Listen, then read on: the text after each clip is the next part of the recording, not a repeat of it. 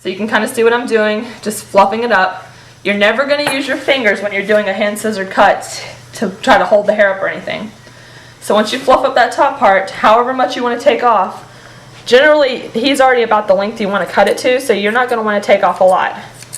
So you're just going to come through and just take off just a very little bit. That's a good boy, Mickey. Good boy. You want your dog to try to stay as still as possible, obviously. Just go all the way back to the base of the tail there. Don't worry about the sanitary area. We'll go back and shape that up here in a few minutes. And come back up to the top, move over just a little bit. And just go down and get that next strip of hair. You want to try to keep your hand as even as possible so that you're keeping it nice and even.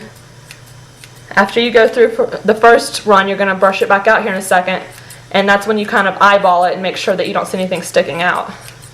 But this is where obviously these curved shears are very important. As you can see, instead of me having to go with straight shears and try to curve this part of the body, I'm just keeping it nice and level, and it's naturally curving it around the side of the back for me. Now when you're doing a hand scissor cut, you can obviously take off as much as you want or as little as you want. I always recommend starting with a little, because obviously you can always go and cut off more, but you can't go and put anything back on. So kind of keep that in mind, especially if it's your first time hand scissoring your dog.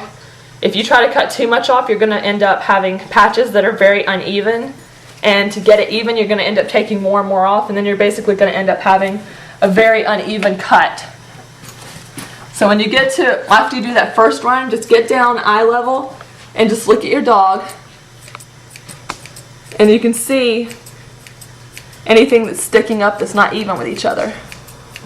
And that's when you're going to go through with your scissors and just do a second run. Now, if you do this cut and you want to do it completely professionally, this cut can take you probably up to 2 to 3 hours, even longer if it's your first time doing it. So be aware of that, make sure you have the time to commit if you're going to do this cut.